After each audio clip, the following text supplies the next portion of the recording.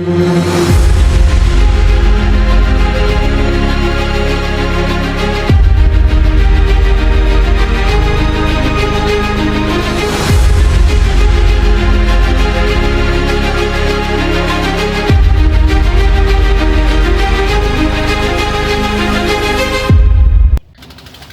আলাইকুম। আজকের ব্লগে হারিয়ে যাব প্রকৃতির তিনটি ভিন্ন রূপে।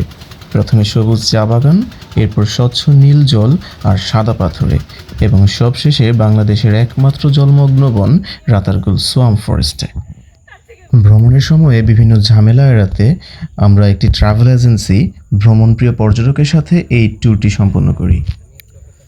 ব্যাক করব মাজারের টাইম দিয়ে রাতে ডিনার করে পর আবার আমরা 10টার দিকে ইনশাআল্লাহ ঢাকার উদ্দেশ্যে রওনা দিব।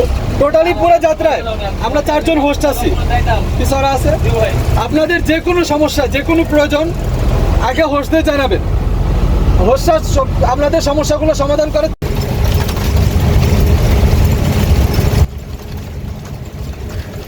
রাত পেরিয়ে যখন ভোরের আলো ফুটছে, তখন আমরা সিলেট শহরের খুব কাছে।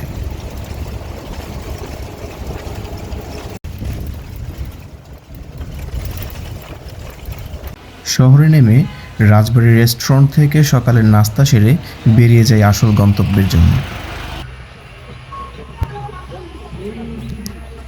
সিলেট শহরের খুব কাছে অবস্থিত মালিনীছড়া চা বাগান, আর আমরা চলে এলাম আজকের ভ্রমণের প্রথম গন্তব্যে। মালিনীছড়া চা বাগান এটি শুধু সিলেটেরই নয়, ভারতীয় উপমহাদেশের প্রথম চা বাগান, সবচেয়ে পুরাতন। এটি 1854 সালে লর্ড হার্ডিঞ্জের হাত ধরে এই চা বাগানের যাত্রা শুরু হয়। আর এটি দর্শকদের জন্য, এই ট্যুরিস্টদের জন্য প্রধান একটা আকর্ষণের জায়গার প্রধান কারণ হচ্ছে এটি এই সিলেট মহাসড়কের পাশে অবস্থিত। শহরের কোলাহল থেকে মাত্র কয়েক কিলোমিটার দূরে এর অবস্থানের কারণে এটি সবসময় পর্যটক পরিপূর্ণ থাকে। ওই দিকটা থেকে একটু দেখো, এখন সকাল আর কত পর্যটক এখনো এখানে ভিড় জমিয়ে আছে। আর অবশ্যই এটা দেখার মতো একটা সুন্দর জায়গা।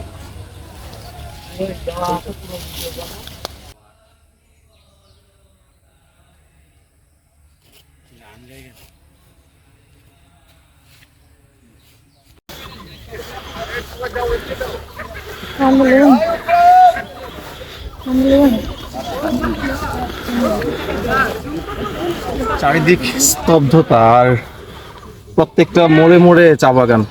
এই জায়গাটা সত্যি অসাধারণ।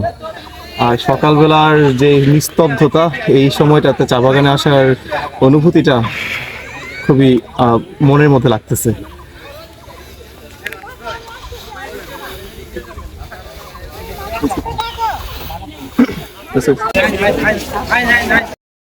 চা বাগানের পর্ব শেষ করে আমরা চলে এলাম ভোলাগঞ্জ। এখান থেকে নৌকাযোগে আমরা চলে যাব সাদা পাথর।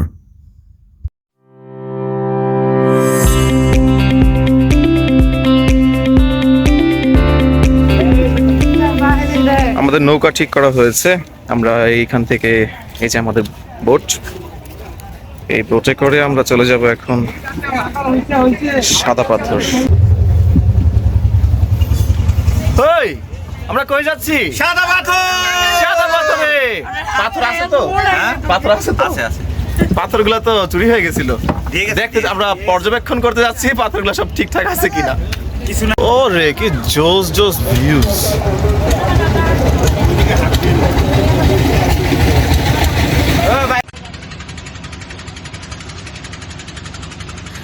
স্বচ্ছ নীল জলরাশির বুক চিরে এগিয়ে যাচ্ছি মেঘালয়ের কোলঘেঁষা পাহাড়ের পাদদেশে, যেখানে বিছানো সাদা পাথরের উপর দিয়ে জলরাশি গড়িয়ে চলে।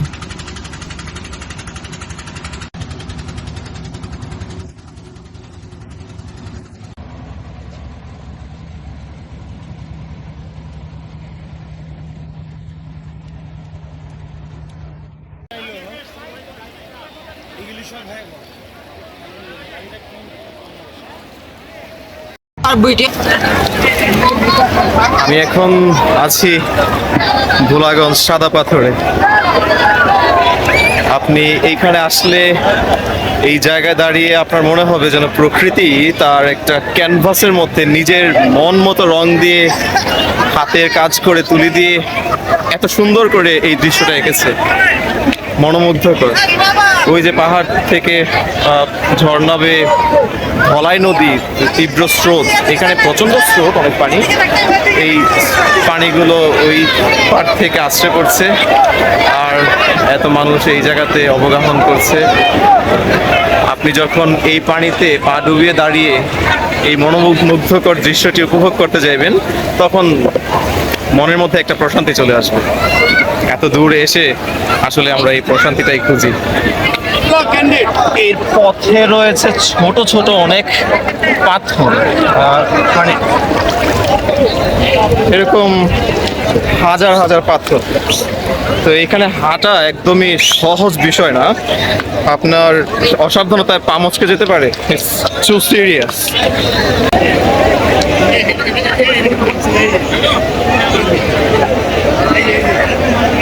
আমার পিছনে মেঘালয় রাজ্য, ওইখান থেকে এই ধলাই নদী ধরে প্রচন্ড স্রোতে পানি আসছে আর এই পানির স্রোতে মানুষকে আনন্দ দিচ্ছে। আর এখানকার পাথরগুলো হাজার বছরের পুরনো। সাদা পাথরের মনোরম সৌন্দর্য উপভোগ করে কিছু স্মৃতি জমা করে রওনা হয়েছি আজকের শেষ গন্তব্যে।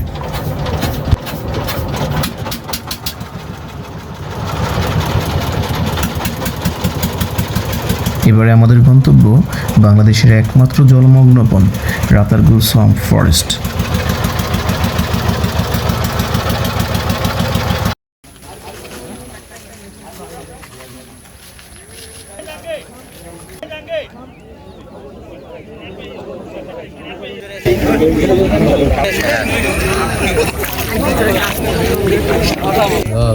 মনে পড়তেছে আস্তে আস্তে? হ্যাঁ, এই তো পারতেছে। কোন দিকে যায়? হাই হাই রে, উল্টা দিকে যেতেছি। আবার তীরে পৌঁছায় দিবি আম করে, আমরা যাম ওই দিকে। যার ভিতরেই তোর ব্যালেন্স থাকে, যেইখানে রাখবো ওইখানে ভাগ উনি ভাগ। হ্যাঁ ভাগ। মন মাঝি খবরদার, আমার তরি যেন বেরে না। থাক, বাকিটা আরেকদিন। আস্তে আস্তে আমরা প্রবেশ করছি এক গহীন জঙ্গলে। আমরা এটা যদি ওদের বলেছিলেন একটা ঝামেলা। এই হচ্ছে বাংলাদেশের আমাজন।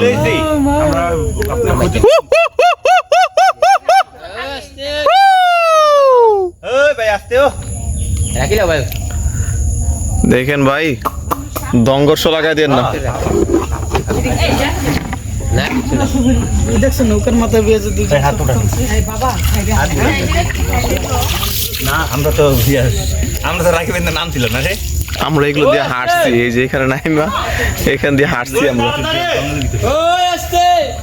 আমরা অসময়ে চলে আসছিলাম আগের বার। আরে এই জায়গা তো ভাইরাল হইছিল, ওই যে জেনি কয় এই যে গেলে সামনে রাখতে রে ওই বাড়ি কইলাম হইলে বাড়ি কইলো না, আপনারা শট পাইলেন বুঝছেন। এই যে সাইডে গাছ আছে, দেখে দেখে লাগানো একটা হালকা এই খেয়াল করেন। খেয়াল করেন ওটা দেন সাদা কালা সাদা কালা সাদা কালা কালা করে কালা রূপ জমেছে সাদা কালা। আমি মন পাগলা বসন্ত কালে দুলাল কোল। এই কোনটা রে? ধুর, কি ভুলভাল গান গাইতেছি। তার থেকে ভিডিও করে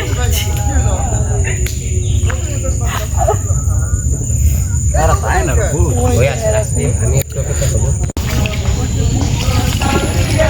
দেখো হাসিয়া কি লেখছে রিডিং করার জন্য রাখো না পারো এটা তোমার একটা পড়ায় অশিক্ষা সহকারী, বুঝছো?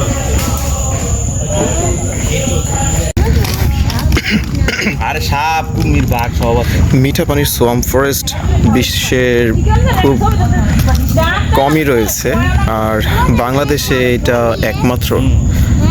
এটি একমাত্র সোয়াম্প ফরেস্ট, কি বলে এটাকে, জলমগ্ন বন। অর্থাৎ এই যে গাছগুলো দেখছেন, এই গাছগুলো বর্ষাকালে প্রায় অর্ধেকটা পানির তলে থাকে। মানে ক্যান ইউ ইমাজিন, এই গাছগুলোর শেকড় পানির তলে, মাটিতে, আর অদ্ভুত রকমের সুন্দর। এই গাছগুলোর নিচে দিয়ে আঁকা বাঁকা রাস্তা করে নিচ্ছে যে নৌকা চালানোর জন্য। একপাশে নদী আছে, আর পর্যটকরা আপনারা শুনতেই পাচ্ছেন নানান দিক থেকে শব্দ আসছে গানের, মনের সুখে গান গেতেছে। আরে এরা রেমিনি রে দিলে আবার যা মরে রেমিনি কর আমার মোবাইল কোনটা? রেমিনি রে দিলে আর আমরাও চলে এসেছি এত সুন্দর প্রকৃতিটাকে নিজ চোখে অবলোকন করার জন্য। আর এটা একটা পর্দা ছিল, এটাকে বাদ দিয়ে তারপর খালি চোখে দেখতেছি। প্রকৃতি খালি চোখে দেখার মতো মজা আর কোনোভাবে হইতে পারে না। কি আমি 58% চার্জে ডেলে রাইতে বাইতে লাগতো না, চার্জ দিতে পারবো না। আমরা সারাদিনের সব জায়গাগুলো ঘোরাঘুরি শেষে আজকে